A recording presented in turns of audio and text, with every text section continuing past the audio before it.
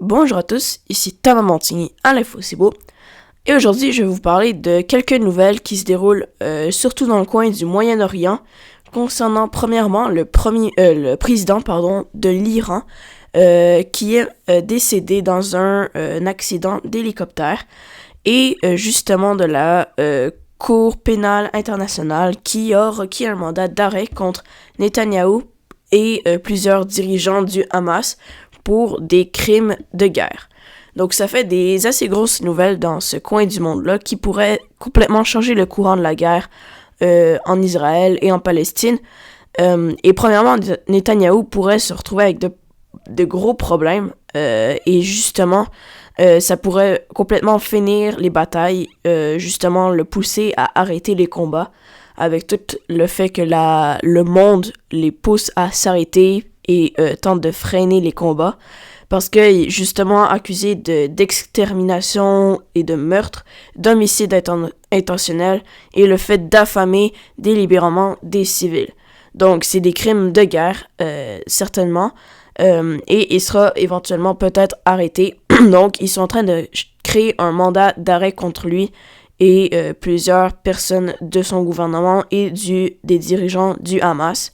Donc, des deux côtés, ça se déroule mal parce que c'est une guerre absolument horrible, qui a plein de désavantages et aussi qui se déroule pas dans les règles, entre guillemets, de la guerre.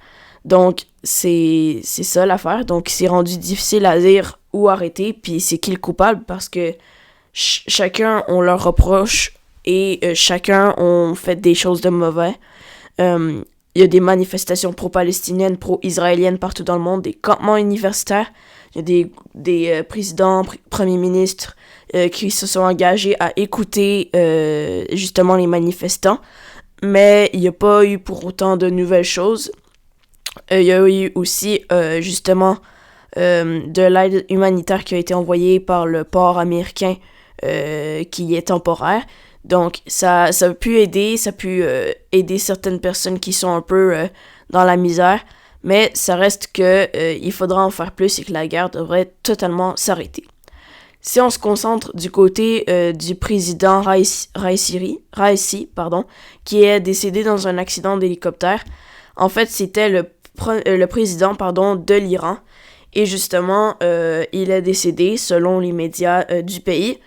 Et ce qu'il faut savoir, c'est qu'il était dans un hélicoptère avec 8 autres personnes, dont des ministres importants, comme les affaires étrangères, et qui eux aussi sont décédés.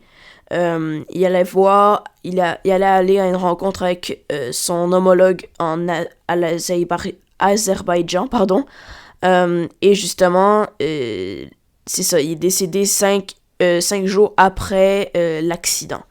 Donc, ça va peut-être ébranler le pays parce qu'il était soutenu par une partie du pays, et il était haï d'une autre partie et surtout détesté de la part de plusieurs occidentaux, dont le Canada, les États-Unis, la France, la Grande-Bretagne, donc, et l'Allemagne, et j'en passe, on est plusieurs pays. Donc, cet homme de 63 ans, c'était une période d'incertitude en Iran, étant donné que ils se sont un peu attaqués à Israël, ils ont reçu des attaques aussi, on se demandait si ça allait se passer mal. Donc là, on est peut-être plus assuré que dans les prochains jours, mois, semaines, il va pas justement avoir d'attaque parce que ils vont focuser sur trouver un nouveau président, rassembler la nation, j'imagine.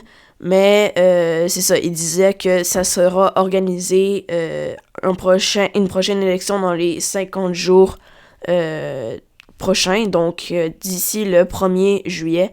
Mais on s'entend que ce pays qui est assez controversé, peut-être que les élections ne se font pas de manière totalement démocratique. Donc justement, on dit qu'ils ont perdu un membre important qui était précieux et sincère de leur nation, alors qu'il y a une grosse partie du monde qui ne l'aime pas du tout. Mais ça reste qu'il y avait quand même un rôle très très très important dans cette région du monde-là, étant donné que l'Iran, c'est un pays très puissant dans le côté du Moyen-Orient, même s'il est moins puissant militairement qu'Israël. ça reste il monopole une grosse partie de ce coin-là et a des alliances qui sont très intéressantes et compliquées aussi. Donc, ça a pu choquer plusieurs personnes. Il y a plusieurs personnes aussi qui sont déçues de ce décès-là, tandis qu'il y en a d'autres qui se réjouissent de pouvoir peut-être avoir un poids de moins sous les épaules, justement d'arrêter de craindre une escalade des attaques et éventuellement une entrée officiellement en guerre de ce pays-là. Donc, sa mort a été confirmée et tout ça. Donc, je voulais juste vous dire ça parce que c'est assez impressionnant que on a un président dans ce coin du monde-là qui est mort. C'est un accident d'hélicoptère, ça l'arrive. On en a vu plusieurs au cours de l'histoire, de membres importants aussi. Il y a eu une tentative d'assassinat contre le premier ministre de la Slovaquie récemment. Pour l'instant, il est encore en vie, mais il est encore entre la vie et la mort.